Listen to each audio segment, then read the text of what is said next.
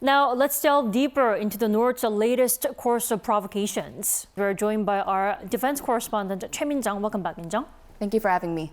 So, Min-jung, the missiles the North fired on Tuesday were cruise missiles. Were they also the 불화살 3-31?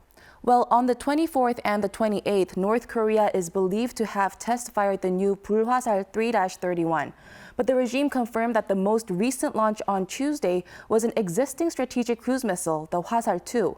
The North state media reported Wednesday that the launch was aimed at checking its rapid counterattack posture and improving its strategic striking capability, and stressed that it did not pose a threat to the safety of neighboring countries. It appears that the North wanted to highlight that the weapon is fully developed and has been deployed to frontline units. North Korea has test-fired cruise missiles, the Hwasal-1 and Hwasal-2, a couple of times since 2021, and these missiles have a standard flight range of 1,500 to 2,000 kilometers, and they also fly low, making them harder to detect. Now, on Wednesday, North Korea released photos of the launch to show that the Hwasal-2 missile is capable of flying at low altitudes. Meanwhile, the 불화살 3-31 can be seen as the upgraded version of the Hwasal 1 and 2 missiles. The name itself hints that it's more powerful than the missiles named 화살, which means arrow, with 불화살 translating to fire arrow. Experts also say that the 불화살 missile is likely better capable of delivering nuclear warheads. So the regime has been test firing all kinds of cruise missiles from 불화살 to 화살, and there were 3 cruise missile launches in less than a week. Min-jung, what's the motive behind all these threats and provocations? Well, experts say the series of missile launches is widely seen as the North's attempt to diversify its weapon system. Let's take a listen. North Korea wants it to appear that there are a wide range of threats that they could pose against South Korea and the United States, so that they're intimidating, so that they coerce us, they deter us from taking action against them. The diversity of threats is also in line with key military goals unveiled by the regime 3 years ago. Under a 5-year plan laid out in 2021, the North said it aims to develop 5 types of new weapons, which include tactical nuclear weapons, a new ICBM, hypersonic gliding flight warheads, nuclear-powered submarines, as well as a reconnaissance satellite.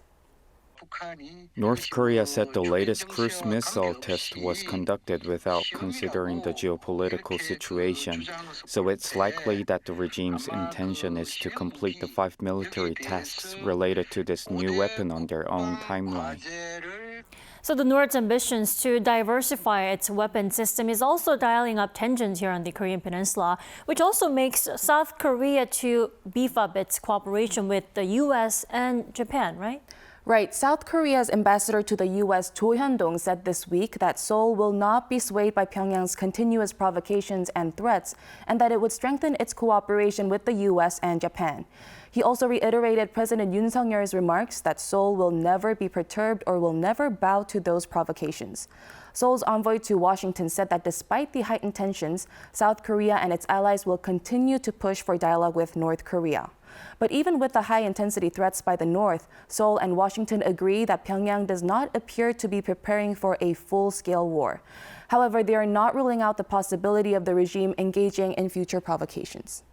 Right, we also have to talk about what the South Korea's commander-in-chief said to North Korea. What was the message exactly?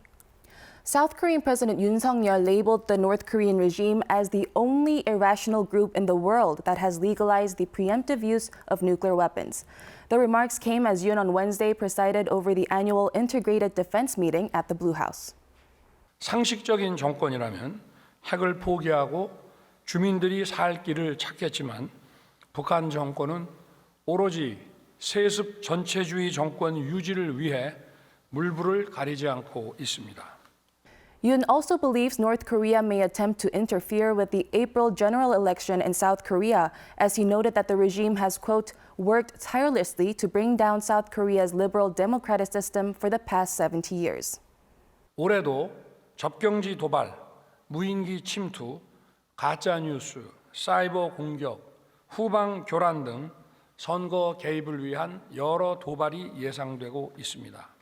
The president also held a meeting with key military commanders and called on soldiers to be mentally armed with a clear view of the country and its security. He stressed that the military should be prepared to crush North Korea's provocations through an overwhelming response. Right, it's almost a given that the North will continue its provocations in all sorts of ways. So South Korea and its partner countries should certainly be on high alert ahead of the April general elections. Right, and there's also the U.S. presidential election coming up in November as well. Right. All right, Min-jung, thanks for the coverage today. My pleasure.